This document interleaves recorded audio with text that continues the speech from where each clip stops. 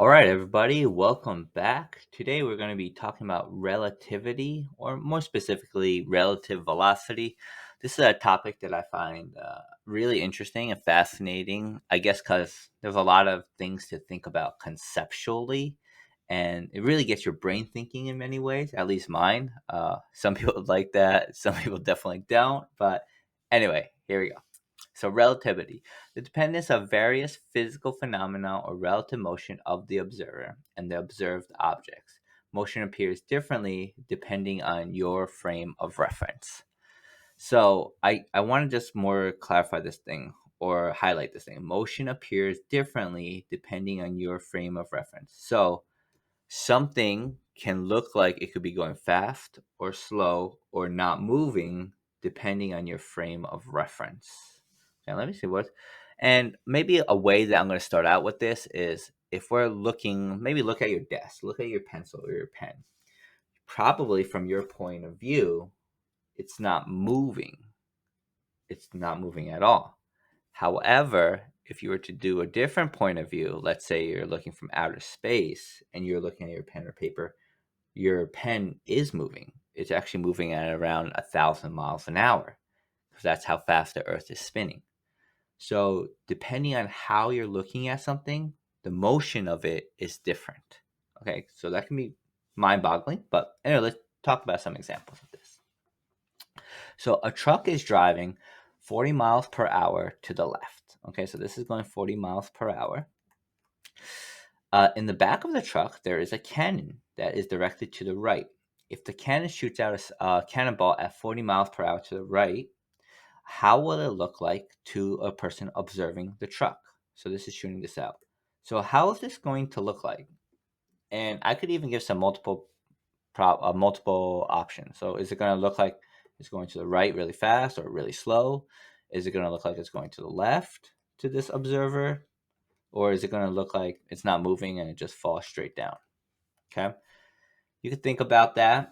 Uh, the answer is that, oh, go to the next slide to watch the video. So if you have the video, if you have the PowerPoint, watch that. There's a Mythbuster video on it. It's great.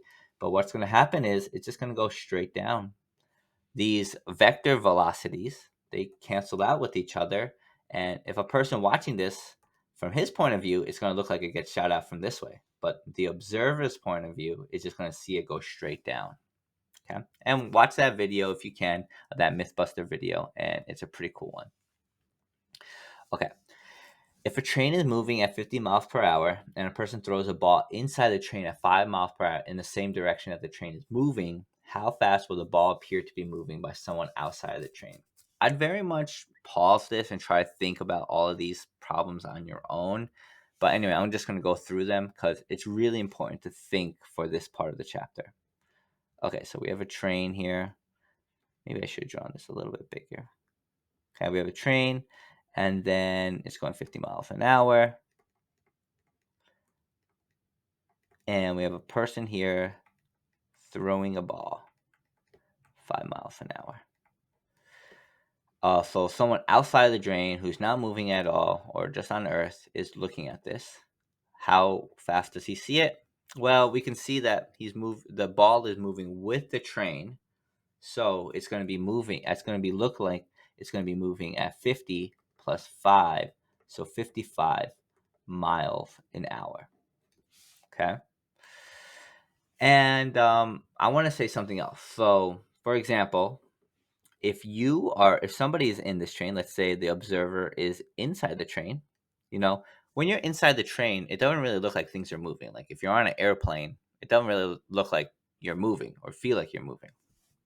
So if you saw this person tossing a ball, it's just going to look from you inside the train, it's going to look like it's going 5 miles an hour. If you had a speed gun and you pointed it, it would say 5 miles an hour. But this guy from outside the train, if he pointed the speed gun, it would say 55 miles an hour. Because depending on your frame of reference, objects will move differently. Okay? Okay, so let's keep going. You can only kick a soccer ball at 50 miles per hour, but you want to press some scouts by kicking a ball at 60 miles per hour. How can you achieve this? There's multiple ways of doing this, but here's the answer that I like. Dribble the ball going 10 miles per hour and kick it at that point. Okay, 10 miles per hour is pretty fast. Oh, yeah, kind of fast. If a quarterback player throws a football 30 miles per hour to a receiver who is running toward the throw at 10 miles per hour, how fast is the football moving from the receiver's point of view? Okay, a lot of terminology. Maybe you don't know football, which is fine. So this is the quarterback. I'm going to say QB throwing this ball at 30 miles an hour. This is the receiver. The receiver is the person that catches the ball, and he's running towards that ball at 10 miles per hour. So most people are going to have a few options here. They're going to say it's going to be going 40 miles an hour. They're going to say it's going around 20 miles an hour. Or they're going to say it's going, I don't know, what else is there? 30 miles an hour. So the question is, okay, from this receiver's point of view, who's running towards this football, what's going to be happening? Well, what we know that's going to be happening is this ball is going to be coming to him faster than if he was just sitting still. If he was just sitting still or standing there, it would come to him and he'd catch it at 30 miles an hour. But since he's running towards it, it's almost as if it's going to be going a shorter distance in a shorter amount of time. So he's going to be catching it a lot faster. Okay. And that's why we're going to be adding these times together. And it's going to be 30 plus 10 because it's going to be coming to him a lot faster. And it's going to be at 40 miles an hour. If you ever try to catch a ball when you're running toward it, it is pretty hard. But if you're trying to catch a ball as you're running away from it, it's almost as if it's like landing in your lap. It's anyway, if you're into sports. Okay. Let's move on. Some pretty good videos about relativity. Highly suggest watching it. It's really cool. Moving on. Okay. A moving sidewalk in an airport terminal moves at 1 meters per second and is 35 meters long. Okay, so let's say this is 35 meters, and it just moves at 1 mile an hour, 1 meter per second. Okay. If a man goes toward the sidewalk at 15 meters per second, man, that's fast, and steps on to it without changing his motion, how much time does it take him to reach the opposite end if he is moving in the same direction that the sidewalk is moving in the opposite direction? Okay, so if he's not really changing his motion, then when he gets on this moving sidewalk and going in the same direction, his speed is going to be equal to 16 meters per second. Okay, so if you've ever been on one of these airplane things and you go on, you're going to obviously start going faster if you don't change your motion. Okay. You're going to be covering a distance of 35 meters, and we're looking for the time. Anyway, hopefully you have all that information. We should know from the formula time is equal to the distance divided by speed. So time is equal to the distance, 35, divided by the speed, which is 16. And we should get 35 divided by 16, 2.19 seconds. Okay, so that's going in the same direction. And what if you're going the opposite direction? Obviously, we should know if we're going the opposite direction that we're going to be slower. So it's going to go slower because we're going against the motion. So that speed is going to be 15 minus 1. So that's going to be 14 meters per second. The distance you need to cover is still 35 meters. And now we have to figure that time. So let's do that over here. Time we know is going to be equal to the distance, 35, divided by the speed, 14. And let's do that. 35 divided by 14. 2.5 seconds. I know for some people this is going to be like obvious and this seems really easy or relatively easy. But for some people, you're probably very, very confused with what's going on right now. So if that's you, I would highly suggest watching this again and seeing how to make sense of it as it goes on. Really try to visualize the problem here, okay? You can't just do the math for these kinds. It's kind of more difficult that way. Okay, let's look at this example. A train made out of glass is moving at 50 miles per hour. Two people are playing catch inside the train. Person A throws a ball with the speed of 5 meters per hour toward the front of the train to a person B. Person B throws the ball with the speed of 8 miles per hour toward the back of the train to person A. A person outside the train observes this. What speed is the ball moving to the observer when person A is throwing to person B, when option B, person B, not option B, part B, person B is throwing to person A. Okay, let's look at this. Again, I know it looks all confusing and whatever. You really need to draw it out and think about what's going on. Okay, so I'm drawing out this train made out of glass. Train on this railroad track.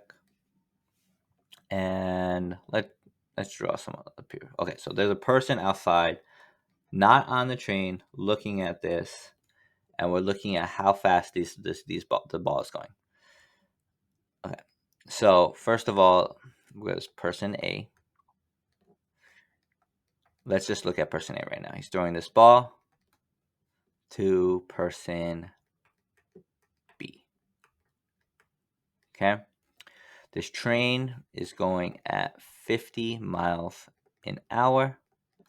This ball is going towards person B at 5 miles an hour. Okay. So this person here outside the train is going to see that the train is going 50 miles an hour. Okay. So if this ball is not moving at all before this ball is thrown, it's already going 50 miles an hour from this person's point of view, because that's how fast the ball is going with the train. But now it's also being thrown in that same direction. And since it's thrown in that same direction, we're going to do 50 plus 5 and get 55 miles an hour. Okay. But now let's go the other way. So I'm going to erase this.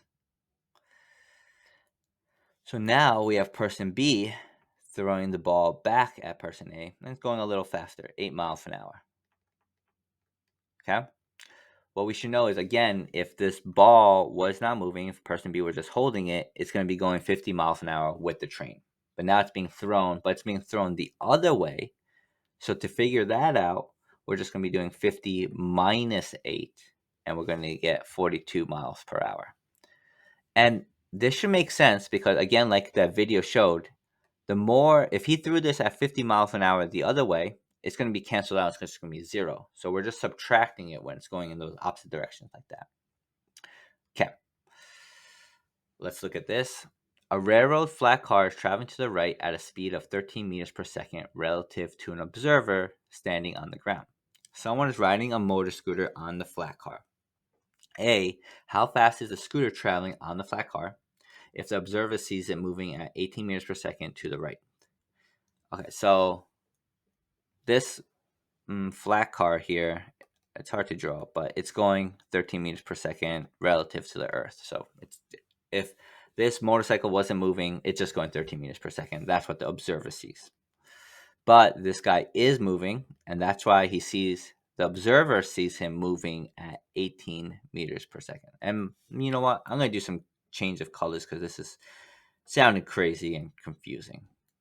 So the observer sees it going 18 meters per second. Okay. However, this must mean if this train is already going 13 meters per second and the observer sees it going 18 meters per second, that must mean on the train, this guy must be going 5 meters per second, because 13 plus 5 equals 18. So how fast is the scooter traveling on the flat car? That would be 5 meters per second. Okay? 5 meters per second. I know that's kind of confusing, but that's how it is. Okay. Let's erase all of this and do part B. So part B says, how fast is the scooter traveling on the flat car if the observer sees it moving at 3 meters per second to the left? So let's look at this again. I'm going to just look at the observer's point of view first. So this observer sees this car going backwards 3 meters per second.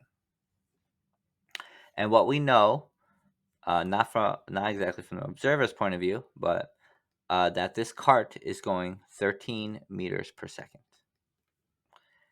And if he sees that the observer sees this cart going at 3 meters per second, that must mean that this cart over here, 3 meters per second to the left. So I guess we should even put negative 3 meters per second. So we have to do 13 plus something x here is equal to negative 3 meters per second. And what we should say, what we should know, is that it must be going um, negative 16 meters per second. So it should be going, how fast it's traveling? We could say to the left. We could say negative 16 meters per second, or 16 meters per second to the left. I guess it's saying how fast, so you could just put 16 as well. But we should be knowing that it's going the other way a lot. Okay? Okay. Next question here, and again, I'm going to erase everything because things are a bit confusing. Okay, I'm going to leave that 13 because that 13 just stays there. Okay, now I'm going to again look at the observer's point of view. Let's look at the observer's point of view. So the observer sees how fast the scooter traveling on the flat car if the observer sees it moving at 0. So it seems what it sees is this thing is moving at 0 meters per second. It's not moving at all, 0. So that must mean, if we're going back here, we have 13 plus something x is equal to 0. So that must mean if he's not moving, he needs to be canceling out with the motion of the cart going negative 13 or going 13 meters per second to the left. Okay? And that way, from the observer's point of view, it's just going to look like he's just staying in frame. He's just staying there without moving. Okay? Hope that makes sense. Watch it again if it doesn't. For some people, this comes so easily, and for some, it's just like really hard to understand what's going on. Okay, let's look at this example. Two piers, A and B, are located on a river. B is 1,500 meters downstream from A. Two friends must make round trips from pier A to pier B and return. One rows a boat at a constant speed of 4 meters per second relative to the water. The other walks on the shore at a constant speed of 4 meters per second. The velocity of the river is 2.8 meters per second in the direction from A to B. A, how much time did it take the walker to make the round trip? Okay, so let's look at this. We have this walker here is going to be going from A to B and then back. So the walker is pretty simple because the walker is going to be going 2.8 meters per second, and there's no current on the beach or there's no current on the way back, so it doesn't really matter so much. So let's just look at A. I'm going to say the speed of the person is going to be what, 2.8? How fast is it going? The velocity? No, the river is okay. The one rows a boat at a constant speed of 4 meters per second. The other walks on the shore at a constant speed. Okay, so this person is just walking 4 meters per second. And the distance is going to be, he's going to go 1,500 meters all the way there, but then 1,500 meters all the way back. So the total distance is going to be 3,000 meters. Okay, so I hope that makes sense. 3,000 meters. And then we're looking for the time. Okay, so we should know speed equals distance divided by time, and then we should know time is equal to distance divided by speed. So then time is equal to 3,000 meters divided by 4, and then let's see what we get for time. Oops.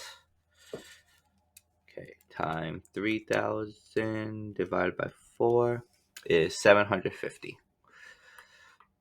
seconds. Okay,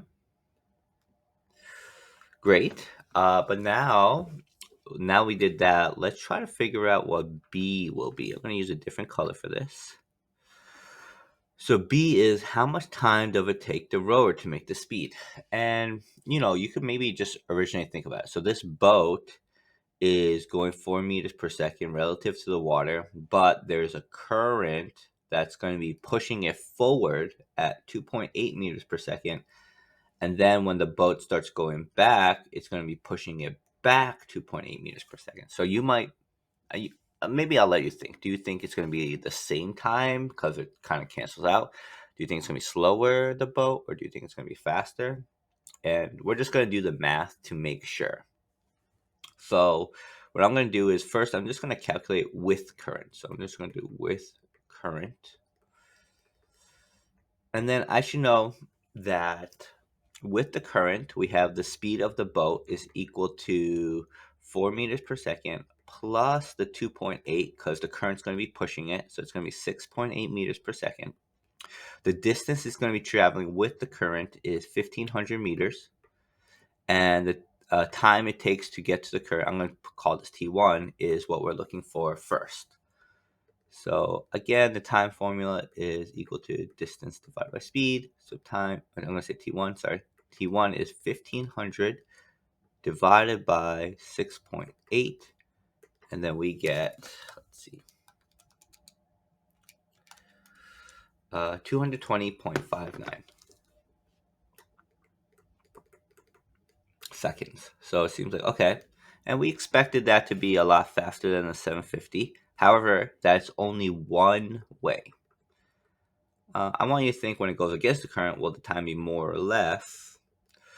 And then I'm going to say against current.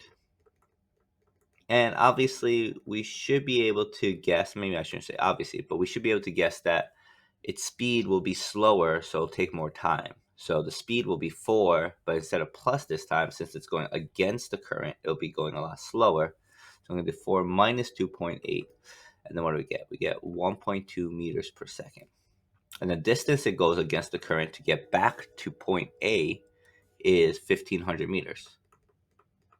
So then now we're looking for the time it takes to go all the way back. I'm calling that T2.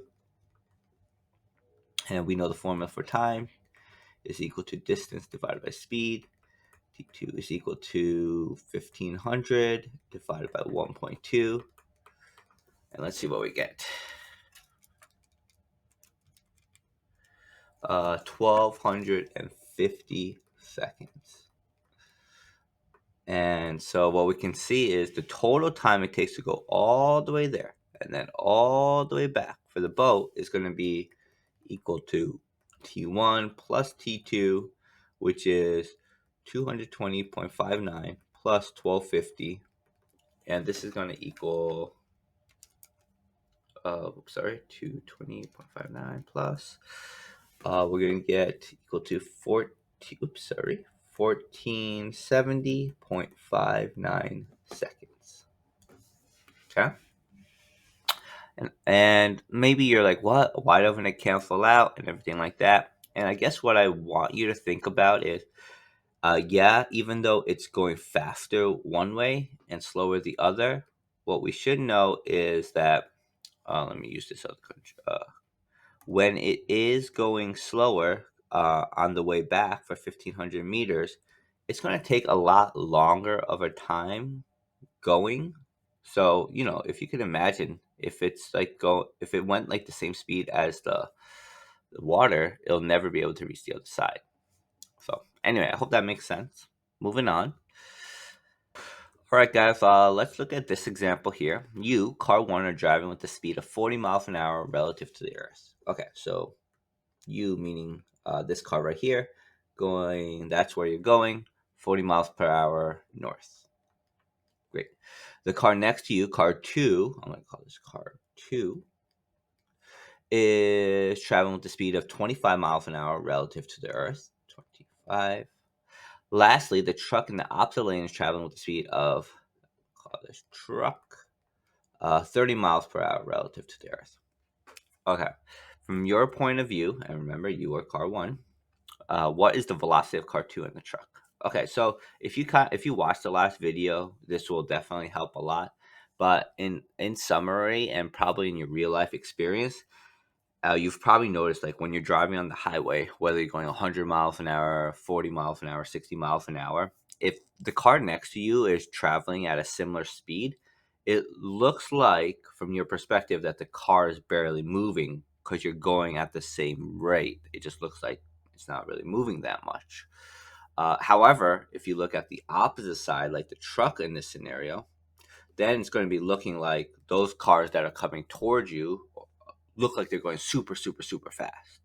So that's kind of has a lot to do with relativity, depending on which way you're going and which way you're moving, how things appear, or how things appear.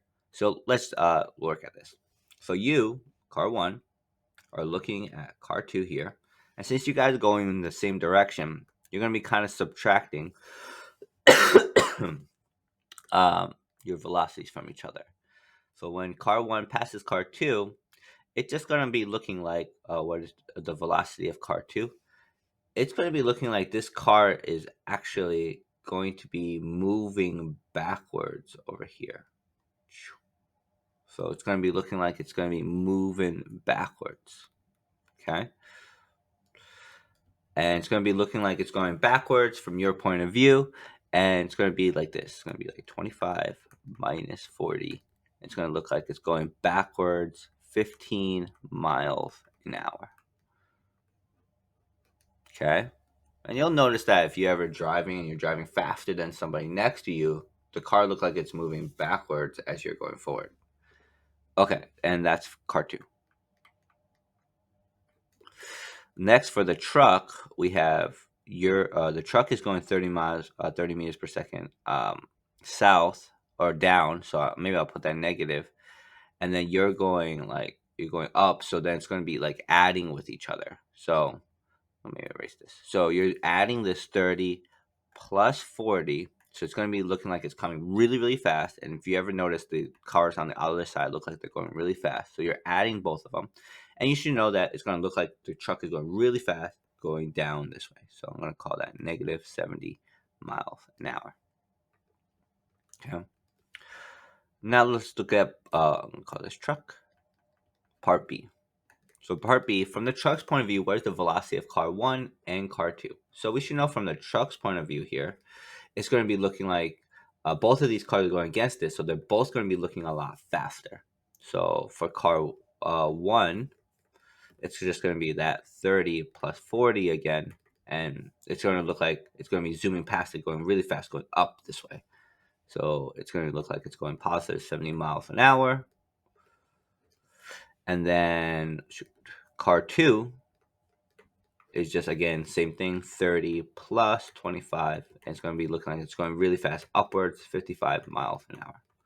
I hope that makes sense, especially this last video will kind of show kind of this perspective and make it make sense. But when objects are going toward each other and we're looking at the perspective of the objects going toward each other, we're going to be adding the values because it's going to be looking like it's going really fast. While when they're both traveling in the same direction, it's going to look a lot slower from the perspectives of the objects traveling. So we're going to subtract it from each other. Okay. All right. Moving on. You're a wide receiver, catcher in a football game. The quarterback, thrower, is standing still and throws the ball at you 25 meters per second. If you are running toward the ball at 5 meters per second, from your point of view, what is the speed of the ball? Okay, so let's draw it out. I'm going to call this the QB. Throwing this ball 25 meters per second. And this person, this is the receiver, running towards it 5 meters per second. So from the receiver's point of view, he is moving 5 meters per second. So this quarterback who's not moving at all, it's kind of looking like the quarterback is moving toward him at 5 meters per second. Okay, like everything that's not moving is kind of like rushing towards him at like 5 meters perspective from this receiver's point of view. Okay, you can try that right now. You could walk towards something and it looks like that object is moving towards you at whatever speed you're walking at or running at. So this football that was thrown at 25 meters per second, since he's running toward it, is going to be looking a bit faster to him. It's going to be that 25 plus 5. Remember, when you're going toward it, you're going to be adding it. So it's going to be looking like the speed of it is going to be 30 meters per second. Okay. However, let me use a different color this time. From the quarterback's point of view, what is the speed of the football? So remember, the quarterback is not moving. So when he throws this football and he's not moving at all, it's just going to look like whatever speed he threw it at. So it's just going to look like it's going 25 meters per second.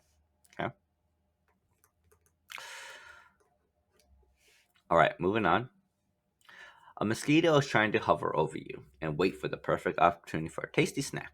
However, there is a constant gust of wind that is blowing 4 meters per second to the east. In order for the mosquito to stay hovered over you, with what speed does the mosquito need to move through the wind? Okay, so there's this wind. I'm gonna draw it like this, and the wind is moving at 4 meters per second this way. And right, there is a constant gust of wind to the east. Great. And then now there's a mosquito. I draw in red because they're full of blood. Mosquito like this, buzzing through the air. In order for it to, let me draw the person now. There's a person here chilling. Oh yeah. In order for this to be hovering right over you, this mosquito here, what it needs to be doing is, and not get blown away by this gust of wind, is it needs to cancel out with the wind. So it needs to be trying to go 4 meters per second through the wind, and in that way it'll just hover here and won't move. So it's going to be going 4 meters per second through the wind, and then that way it'll be just hovering there. All right, guys, I hope that made sense. The next video, and I think the last video, is going to be about 2D motion, which is probably the most difficult part of this chapter, but it's going to be relative velocity in 2D. Okay. All right. Thanks for watching, everybody. See you with the next one.